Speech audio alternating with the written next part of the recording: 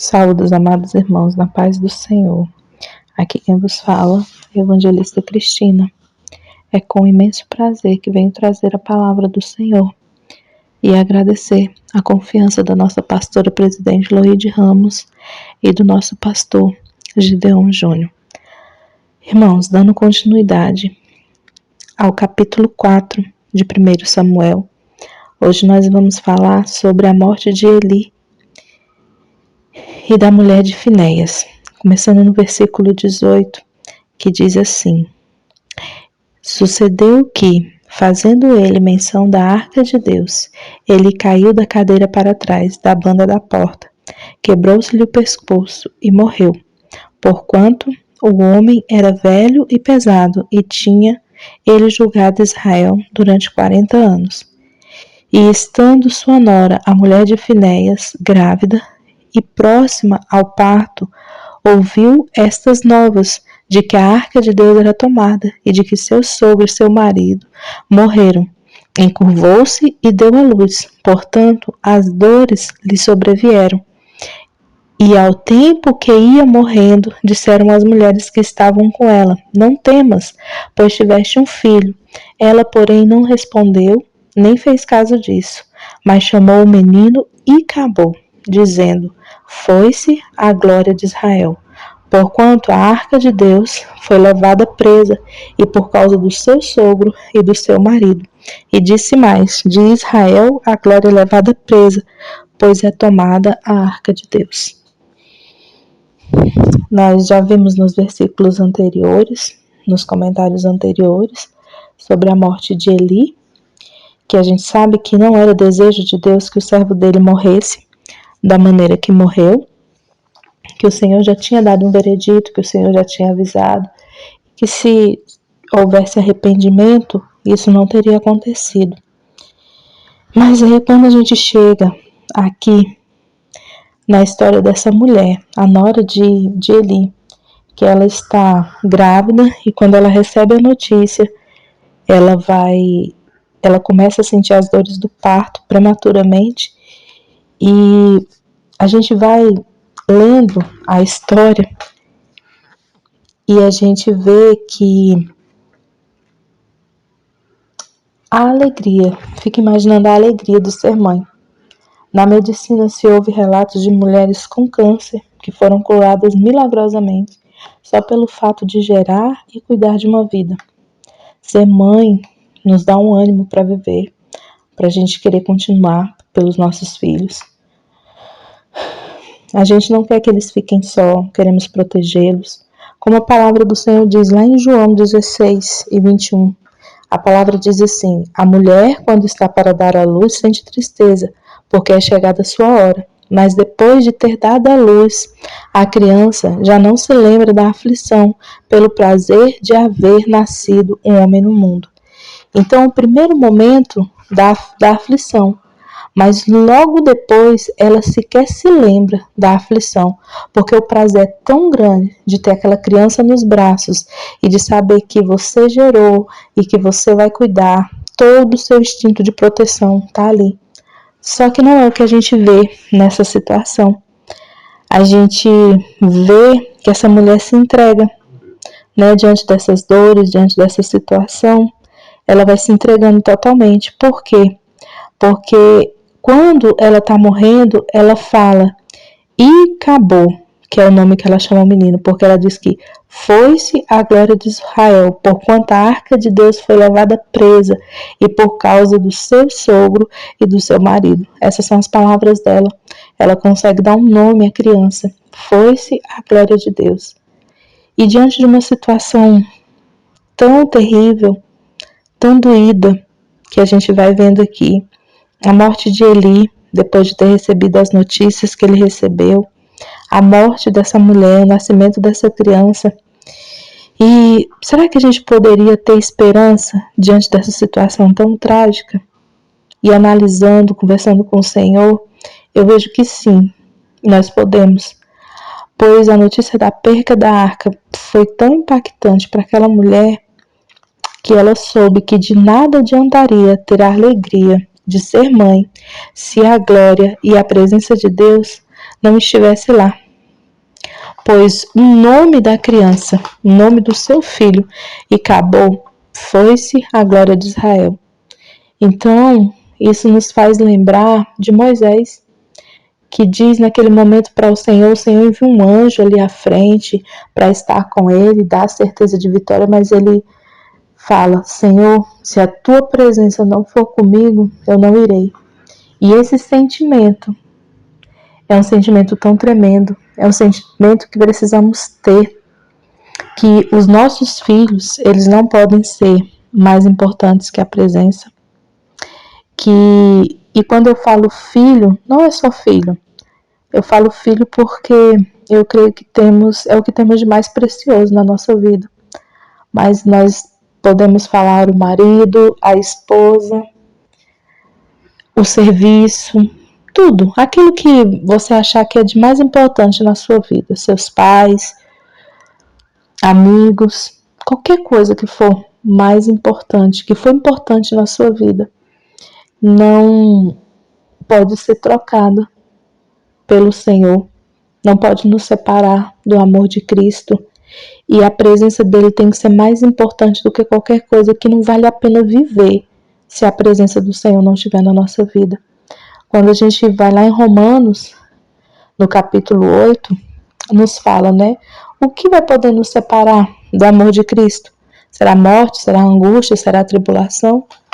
E a palavra vai seguindo e a gente vê que logo depois o apóstolo fala que estou bem certo de que nem altura, nem profundidade, nem o porvir, nem principado, nem potestade, nem coisa alguma poderá nos separar do amor de Cristo.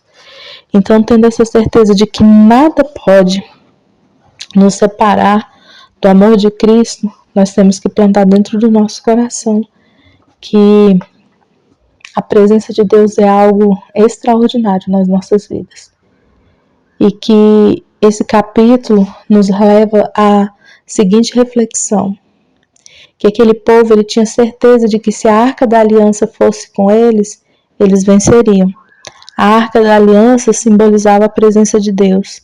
Só que a presença de Deus ela não pode ser comprada. A presença de Deus não pode ser negociada. Deus não se associa ao mal. Deus não se associa ao pecado. Nem para nos defender, nem para nos tirar de situação alguma. Deus ele não é conivente com o pecado. Deus ele é um Deus amoroso, que a própria palavra diz que ele castiga aquele que ele ama, né? Ele corrige aquele que ele ama. E a partir do momento que o Senhor nosso Deus nos corrige, ele não vai entrar numa batalha juntamente conosco se a nossa vida estiver desconcertada. Ele não vai entrar numa batalha conosco se houver pecado. Ele não vai entrar numa batalha juntamente conosco se tiver qualquer coisa errada.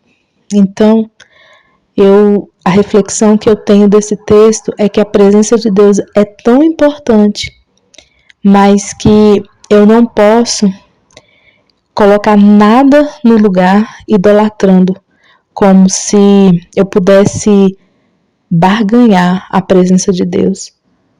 O que realmente vai fazer eu ganhar a batalha, o que realmente vai fazer eu vencer os obstáculos, o que realmente vai fazer que eu seja vencedor sem arma nenhuma, com 300 dentro de uma batalha de milhares sendo os meus inimigos, o que vai fazer eu ganhar é eu ter a total dependência do Senhor.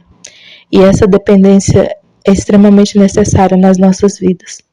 Nós não podemos, em momento algum, estarmos fora da dependência do Senhor.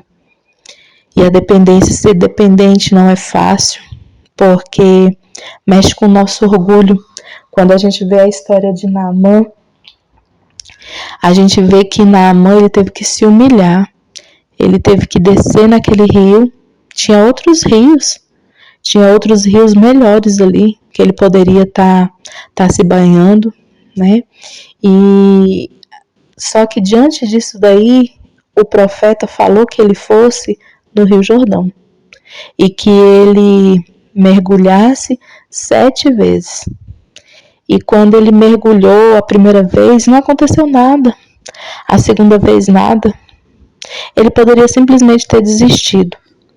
E eu acredito que ele talvez tenha colocado isso no coração dele, de que ele faria os 7 mergulhos e que talvez nada aconteceria. Mas no último mergulho, Deus deu a cura para ele. Por que Deus fez isso? Porque ele era um homem bom? Porque ele era servo? Não, porque ele deu a palavra através do profeta. E o Senhor, ele vela para cumprir a sua palavra. Irmãos, nada do que está escrito na palavra do Senhor cai por terra. Nada do que está escrito na palavra do Senhor cai por terra. Eu vivi uma vida inteira vivendo esse versículo, alguns versículos, mas eu sempre repito, fui moço e fui velho, nunca vi o justo perecer, nem sua descendência mendigar o pão. Deus supre todas as nossas necessidades em glória. Irmãos, como é bom viver na dependência do Senhor, porque o Senhor, Ele supre todas as nossas necessidades em glória. Nós não precisamos mendigar o pão. O Senhor, Ele toca nos corações. A provisão vem até nós, sem que a gente precise correr atrás, sem que a gente precise mendigar. O Senhor faz. Ele faz infinitamente mais daquilo que pedimos ou pensamos. Mas para que isso tudo aconteça, a gente não pode se esquecer em momento nenhum que, primeiro, a gente dobra o joelho antes da gente entrar numa batalha, antes da gente entrar em qualquer situação. E a gente pergunta, Deus, eu posso ir? E quando o Senhor nos dá a resposta que sim ou que não, mas quando Ele nos dá a resposta que sim, a gente tem que chegar para Ele e falar assim, a tua presença vai comigo? Porque se a presença do Senhor não for, mesmo que seja para ganhar milhões, mesmo que seja para ganhar uma promoção meteórica, mesmo que seja para agradar um filho, mesmo que seja para qualquer coisa, se a presença do Senhor não for, não vale a pena continuar. Nem que nos dê o prazer mais fantástico, nem que seja passar num concurso que talvez a gente esteja estudando há anos. Se a presença do Senhor não for, não vale a pena. Que a gente possa ter esse sentimento que essa mulher teve, que algo mais extraordinário estava acontecendo na vida dela naquele momento, dar a luz a um filho. E ela poder segurar aquela criança nos braços, proteger, talvez uma criança sonhada, desejada, porque toda mãe tem esse sonho, esse desejo. Mas ela abriu mão. Ela abriu mão porque ela sabia que de nada adiantaria ela ter aquela criança se a glória do Senhor, se a presença do Senhor não estava presente ali, que se ela sabia que a glória do Senhor tinha sido tirada daquele lugar. Então, irmãos, por mais doído que seja, nós precisamos abrir mão de muitas coisas na nossa vida para que a presença de Deus prevaleça.